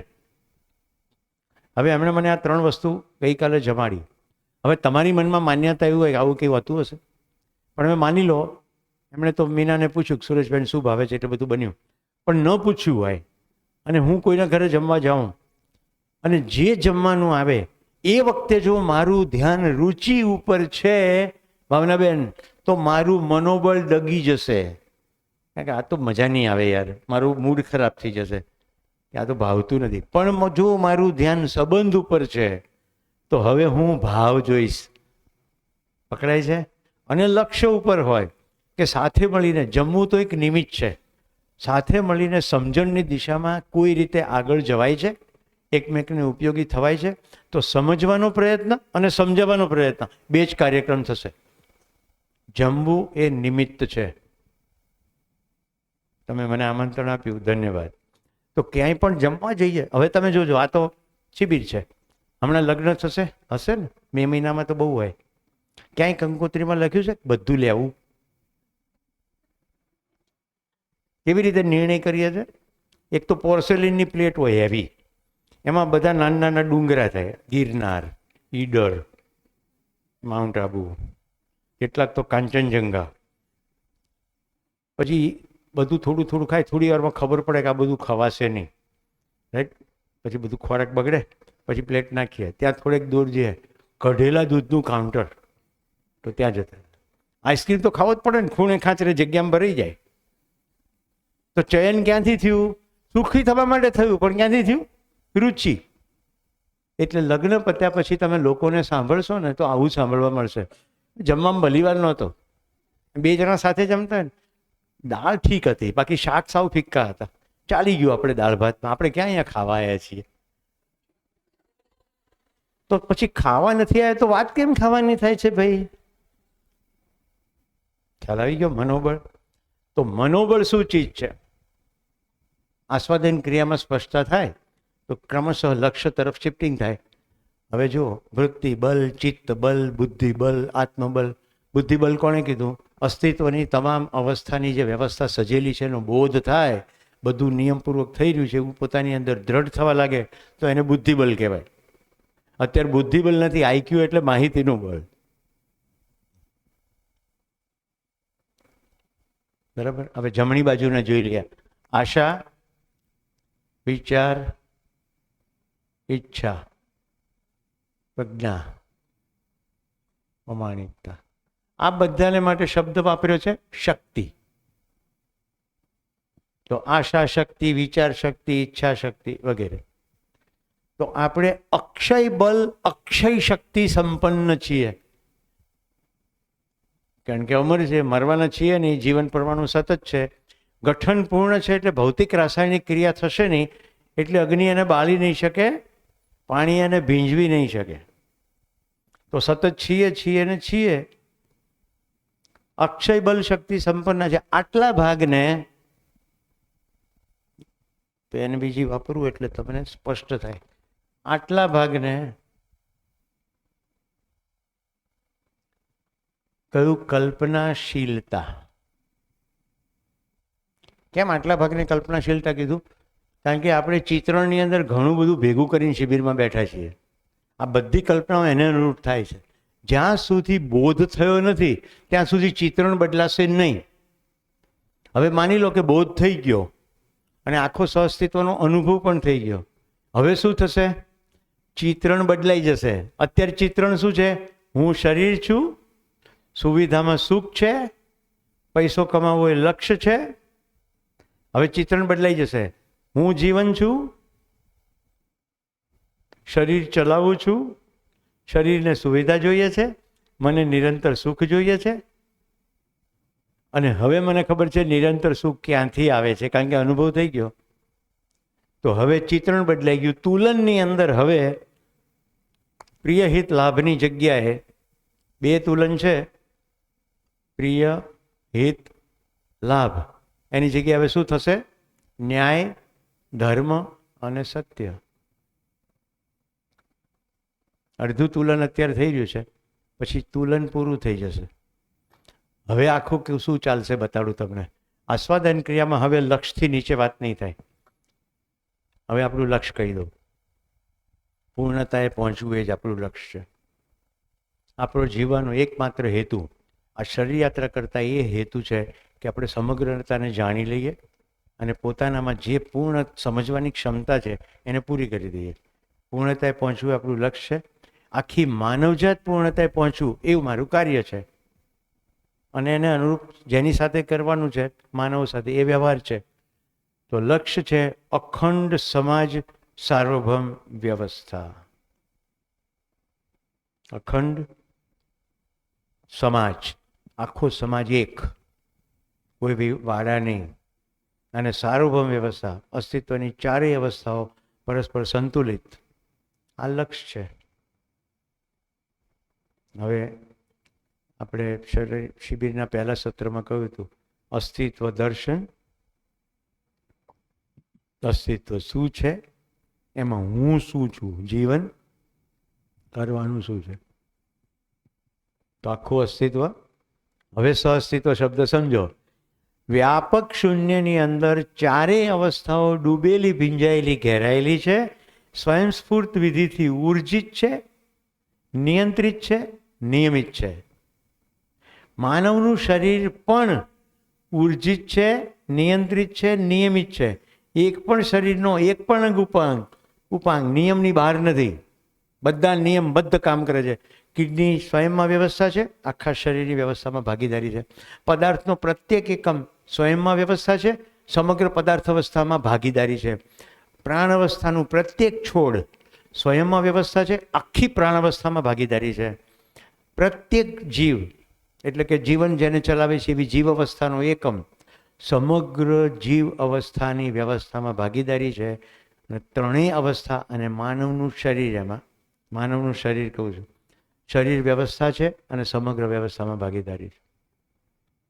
એટલે શરીર મૃત થઈ જાય પછી પદાર્થ અવસ્થા, પ્રાણ અવસ્થા અને જીવ અવસ્થાને અત્યારે પુષ્ટ કરી જ રહ્યું છે. જેમ કે તમે CO2 બહાર કાઢો છો તો પ્રાણ અવસ્થાના માટે ઉપયોગી થઈ જ રહ્યા છો. જેટલા પદાર્થો રોજ છોડો છો, શરીરમાંથી બહાર કાઢો છો, એ બધા પદાર્થો પદાર્થ અવસ્થાને માટે પુષ્ટિકારક જ છે. મર્યા પછી પણ શરીર વ્યવસ્થામાં છે. ખાલી કામ કેટલું બાકી છે? 3 કામ છે: ગઠન પૂર્ણતા, ક્રિયા પૂર્ણતા, આચરણ પૂર્ણતા. ગઠન પૂર્ણતા થઈ ગઈ એટલે જીવન પરમાણુ થઈ ગયો. ક્રિયા પૂર્ણતા, અત્યારે આ 4.5 ક્રિયાઓ તમે દેખાય છે એવું સ્પષ્ટ થઈ જાય અને પછીની બધી જ ક્રિયાઓ પૂર્ણ જાગૃતિએ સ્પષ્ટ રીતે થવા લાગે એવું દેખાય તો એને કીધું ક્રિયા પૂર્ણતા. અને એકવાર ક્રિયા પૂર્ણતા થઈ પછી માનવ તરીકે આચરણ કરીએ તો આચરણ પૂર્ણતા. તો 33% કામ તો થઈ ગયું છે. ગઠન પૂર્ણતા તો થઈ ગઈ. તો હવે ક્રિયામાં ધ્યાન રાખવાનું. તો ધીમે ધીમે ક્રમશઃ ક્રિયામાં આગળ વધતા જવાય, ક્રિયા પૂર્ણતા થતી જાય.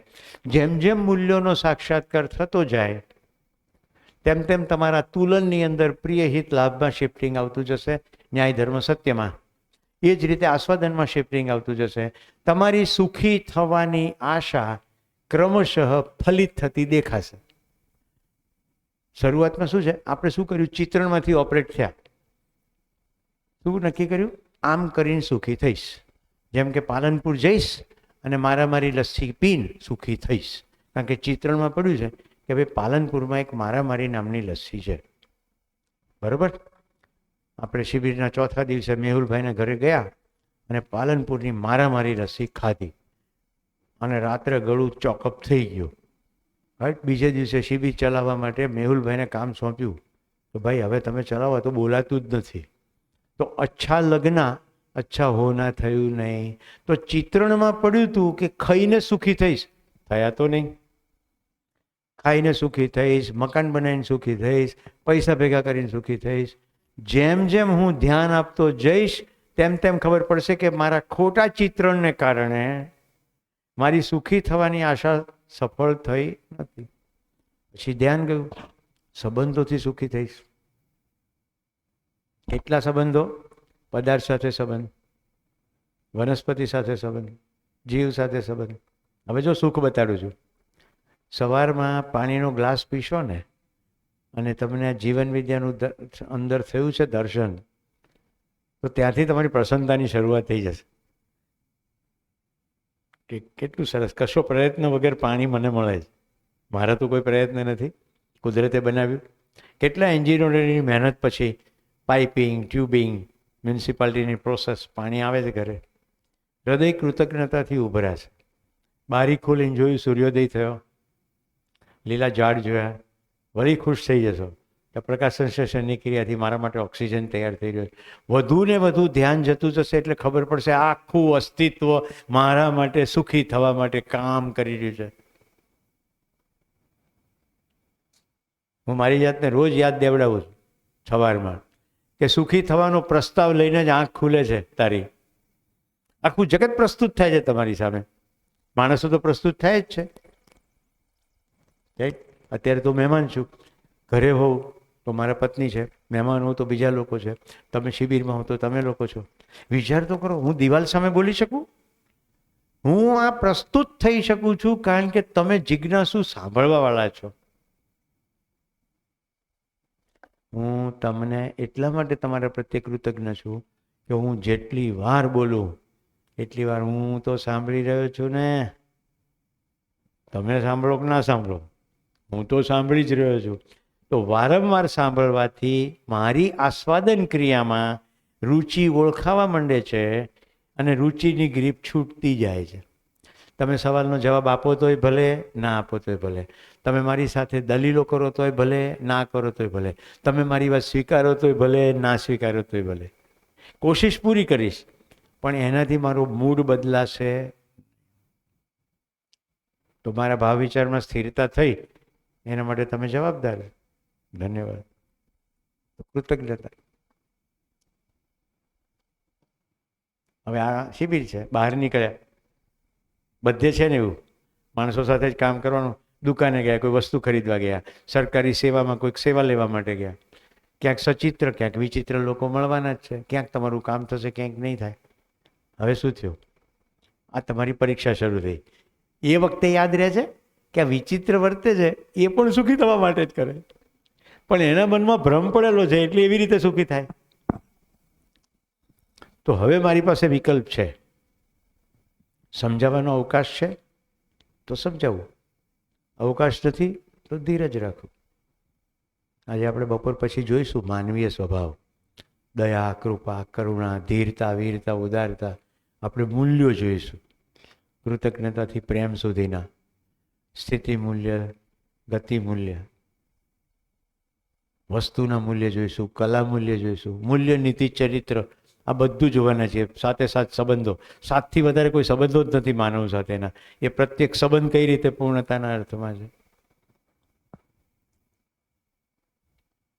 તો જો આત્મબુદ્ધિ, ચિત્ત, વૃત્તિ ને મન, આ બધા બળ છે અને હું નાશ થનાર નથી, તો હું તો અક્ષય બલનો સ્વામી છું. હવે દીનતા નહીં આવે, ચકોરું હાથમાં નહીં આવે. કલ્પનાશીલતાની મદદથી આ અસ્તિત્વમાંથી જે કંઈ તમને જોઈએ છે પર્યાપ્ત માત્રામાં ઉપલબ્ધ છે અને તમે મેળવી શકશો. હા, પણ શું જોઈએ છે એની ક્લેરિટી હોય.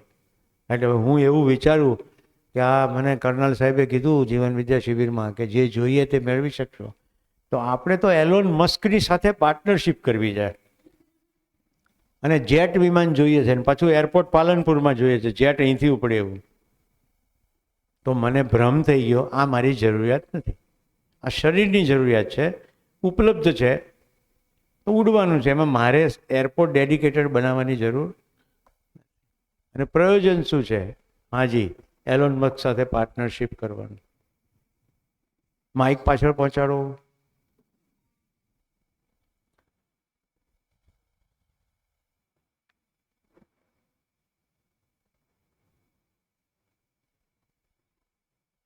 સાહેબ, મારો પ્રશ્ન કોઈ શંકાના સ્વરૂપમાં નથી, પણ તમે આ 4 દિવસની શિબિરમાં જે શીખવાડી રહ્યા છો એ તમે પોતે જાણ્યું હશે અને પોતે ચકાસ્યું પણ હશે, એવું અમે જાણી લઈએ છીએ.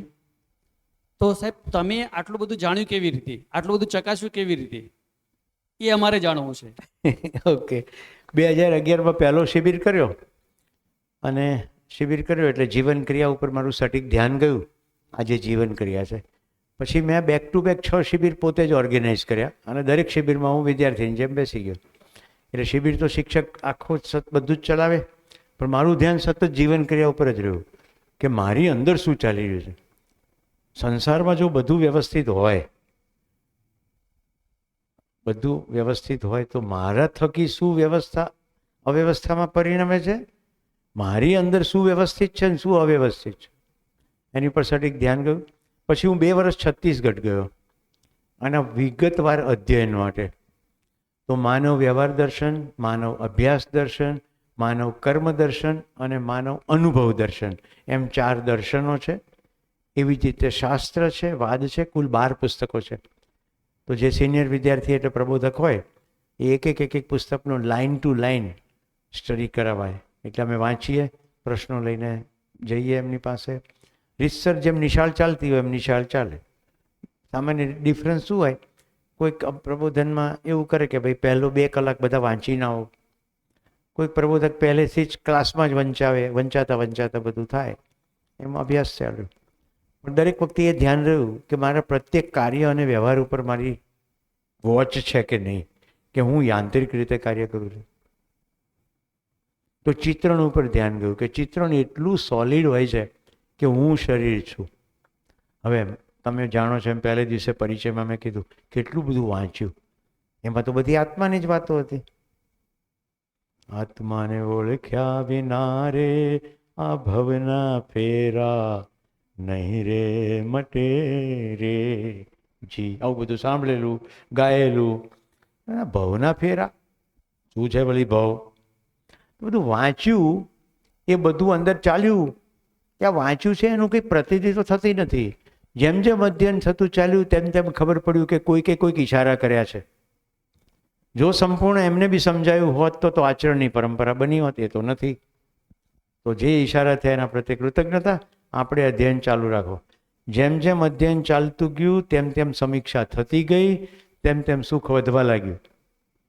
અને હવે તમારા પ્રશ્નનો મેળ જવાબ પર આવું. આટલું ઊંડાણ કેવી રીતે આવ્યું? તો ઘટના એવી ઘટી, આખી ઘટના જ કહું એટલે તમને કનેક્શન પણ દેખાશે કે અસ્તિત્વમાં વ્યવસ્થાઓ કેવી છે.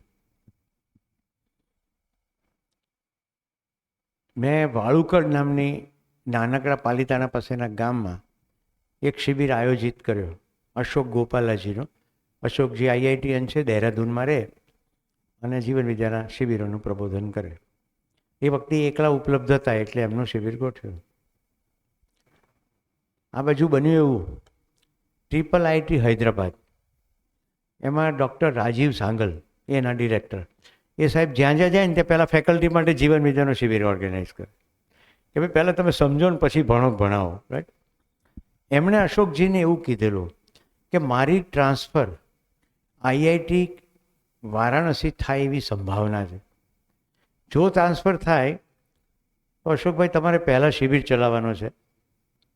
અશોકભાઈએ કહ્યું હા.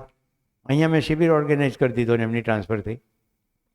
અશોકભાઈ મને કે હવે મૂંઝવણ એ વાતની છે કે તમે શિબિર ઘોષિત કરી દીધો, બધું નક્કી થઈ ગયું, તમને હું ના પાડી શકું નહીં. ત્યાં મેં એમને પહેલાં કીધું તું કે આવીશ. હવે જો હું ત્યાં જાઉં તો તમારો શિબિર ના થાય.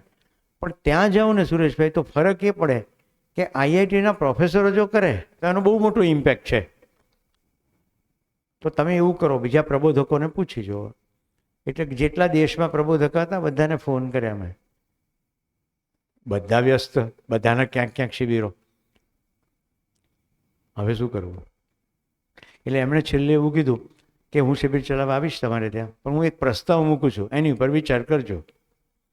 એમણે જે પ્રસ્તાવ મૂક્યો એ એવો હતો કે શિબિર તમે તમારા પોતાના માટે ચલાવો, કારણ કે દિવાલની સામે તો બોલશો નહીં. તમારી ગતિ થાય એના માટે દર્શનના વાક્યો બોલો ત્યારે હોશપૂર્વક બોલો અને દરેક વખતે અંદર સતત ધ્યાન રાખો કે જે બોલી રહ્યો છું એ હું જીવી રહ્યો છું, એવું મારી જિંદગીમાં પ્રતીત થઈ રહ્યું છે. તો તમને દેખાશે કે ક્યાંક અટકાવ દેખાઈ જશે, એની ઉપર કામ કરવાનું. આટલું ક્લિયર થયું કે તમે એ અર્થમાં શિબિર ચલાવો. હવે મિત્રો, એ દિવસ સુધી મેં શિબિર ચલાવવા અંગે વિચાર નહીં કરેલો. હવે બન્યું એવું કે આ ઘટના ઘટી એ પહેલાં સોમ ત્યાગીજીનો ભાવનગરમાં શિબિર હતો. જો મિત્રો હમણાં થવાનો છે 15 થી 21, જેને અનુકૂળ હોય બેક ટુ બેક શિબિરમાં જતા રહો. તરત ને તરત પરમ દિવસથી વડોદરામાં છે 3 તારીખથી 9 તારીખ સુધી, અને પછી 15 થી 21 ભાવનગરમાં છે. અમારા જેવા ખૂબ બધા પ્રબોધકો સોમ ત્યાગીજી પાસે જ જીવન વિદ્યા સમજ્યા છે અને પછી અધ્યયનમાં આગળ વધ્યા છે. સોમ ત્યાગીજીના શિબિર કરવાનો આગ્રહ એટલા માટે છે, સોમ ત્યાગીજી છેલ્લા 28 વર્ષથી શિબિરનું પ્રબોધન કરે છે. નંબર 1, હાઈકોર્ટના, સુપ્રીમ કોર્ટના જજથી લઈને જેલના અધિકારીઓ, સાવ આદિવાસીઓ, સ્વૈચ્છિક સંસ્થાઓ, સરકારી સંસ્થાઓ, એમના પ્રયત્ન થકી દિલ્હીની અંદર એજ્યુકેશનમાં મોટા પાયે કામ થયું છે. એટલે એક સામટા 12,000 ત્યાગરા સ્ટેડિયમ. એટલે સોમ ત્યાગીજી 30 થી લઈને આટલા મોટી સંખ્યામાં શિબિરો કર્યા છે. એટલે એમને વિવિધ પ્રશ્નો ફેસ કર્યા છે, વિવિધ અનુભવોમાંથી પસાર થયા. સોમ ત્યાગીજીનો ભાવનગરમાં શિબિર ગોઠવાયો. હું શિબિરના આયોજકના ભાગરૂપે એમની સાથે જ હતો. શિબિર ચાલુ થયો, પહેલું સત્ર પત્યું અને ભાવનગરના જે કંઈ નગરપાલિકા છે એના મેયર મહેમાન તરીકે આવ્યા. એટલે સોમભાઈ મને કે કે સુરેશભાઈ 2 કલાકનું સત્ર થઈ ગયું, હવે હું જે બોલીશ એ તો અમને પલ્લે નહીં પડે. હવે જાણવું માનવું થઈ ગયું ડિસ્કશન, પછી બધું જે કંઈ ચાલે તો વ્યક્તિ માનવામાં જ ચાલે, એ જાણવા માટે કોશિશ જ ના કરે. સુખ અને સુવિધા અલગ છે, રાઈટ? અહીંયા ડિફરન્સ થઈ ગયો. એના પછી કોઈ આવે તો હું એમ કહું કે માણસ નિરંતર સુખી થવા કોશિશ કરે છે, એટલે મનમાં શું તારવે, કોશિશ તો કરીએ છીએ પણ મળે છે ક્યાં?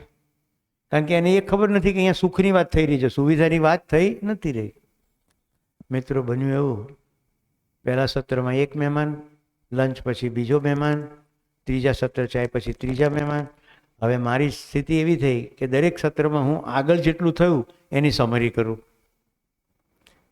પછી મેં જે ત્યાં જીતુભાઈ વાઘાણી એ વખતે આયોજકમાં હતા, જે એક સમયના શિક્ષણ મંત્રી થયા પછી, મેં કીધું જીતુભાઈ બધું શું છે? તો કે કથામાં અમે મહેમાન બોલાવીએ છીએ, અમને તો કંઈ શિબિરની ખબર નહીં, એટલે 7 દિવસના 4 સેશનના મહેમાન છે. જે લોકો શિબિર વિશે જાણતા નથી ને એ લોકો બીજે દિવસે શિબિરમાં આવે, ત્રીજે દિવસે આવે, અમુક સત્રો છોડી દે. હવે તમને દેખાય છે જિક્સો પઝલ જેવું છે, બધું કનેક્ટેડ છે. એકેય સત્ર છોડી દીધું તો લોચા, એટલે પછી પકડાય નહીં વસ્તુ. મિત્રો, હું સાર કરતો ગયો. 7મા દિવસે સોમભાઈ મને ભેટીને કે, ભૈયા આપ તો પ્રબોધન કે લીએ તૈયાર હો, તમે શિબિર ચલાવવા માટે હવે તૈયાર છો. મેં કીધું ના ના, હજી તો મારું અધ્યયન. પણ પછી આ ઘટના ઘટી. અશોકભાઈના કહેવા ઉપર મેં પાળુકડમાં પહેલો શિબિર ચલાવ્યો. એ શિબિરના ફીડબેક, પછી ત્યારથી યાત્રા ચાલે છે. આજે 10 વર્ષ થયા મને આ શિબિર ચલાવતા. તો જેટલી વાર હું શિબિર ચલાવું એટલી વાર મારી અંદર બિલકુલ સ્પષ્ટતા છે કે હું જે બોલી રહ્યો છું એમાં હું કેટલો આગળ વધ્યો. ક્લિયર? તો સાક્ષાત્કારની સ્થિતિ ચાલી રહી છે અત્યારે મિત્રો. હજી ઉપરની બોધની સ્થિતિ બાકી છે. જેટલો સાક્ષાત્કાર થતો જાય એટલો ક્રમિક બોધ થતો જાય છે. જે દિવસે સંપૂર્ણ સાક્ષાત્કાર પૂરો થાય એની સાથે બોધ પૂરો થાય પછી તો છલાંગ છે સિદ્ધિ અનુભવની. તો જેમ જેમ ઘટનાઓ ઘટે, જેમ કે કોઈ ઘટના ઘટી, એ ઘટનાથી 2 જ વસ્તુ થાય. કાં સહજ રીતે સુખ થાય અને ક્યાંક દુઃખ લાગે. તો પ્રત્યેક ઘટના જ્યારે દુઃખ પહોંચાડે ત્યારે એ સૂચના છે કે હજી સમજણ પૂરી થઈ નથી. તો પ્રત્યેક ઘટના કોઈ નિયમથી ઘટે છે. તો આ ઘટનામાં મને દુઃખ થયું તો કયો નિયમ નહીં સચવાયો કે નહીં સમજાયો કે નહીં પળાયો, શું થયું? તો શું થાય? દરેક ઘટના એક સ્ટેપ આગળ લઈ જાય. દરેક ઘટના એક સ્ટેપ આગળ લઈ જાય. અમારા મીનાબેન સાક્ષી છે. માર્ચમાં પગ ભાંગ્યો અને મેનો શિબિર ડિક્લેર થયેલો હતો. મેં ડીસામાં 1 થી 5 મે પેલો ગુલાબી પાટો, પ્લાસ્ટર નીકળી ગયું હતું, ગુલાબી પાટો બાંધીને શિબિર કર્યો. મેં કીધું આ ઘટના મારા માટે મારો ટેસ્ટ છે કે શરીરમાં પીડા હોવા છતાં હું મનની પ્રસન્નતાથી શિબિર જો ચલાવી શકું તો હું શરીરથી અલગ વાસ્તવિકતા છું. કલ્પેશ, એની મને પ્રતીતિ થઈ જશે. ચલાવી શક્યો. બમરીની વાત મેં તમને કાલે કરેલી જ છે. તો જેમ જેમ ઘટનાઓ ઘટતી જાય એ ક્ષણે મનની અંદર સ્વસ્થતા રહે કે હા, નિયમથી ઘટના ઘટી. તો મિત્રો, આવું છે. પ્રત્યેક ઘટના સૂચના છે. પ્રત્યેક માણસ તમારા માટે એક પ્રસ્તાવ છે. કોઈ તમને દુઃખી કરવા ઈચ્છતું નથી. સંસાર આખો તમારા સુખી થવા માટે પ્રસ્તુત છે. ધન્યવાદ. નમસ્કાર. ફિર મિલેંગે બ્રેક કે બાદ. પ્રણામ. જેટલા પ્રશ્નો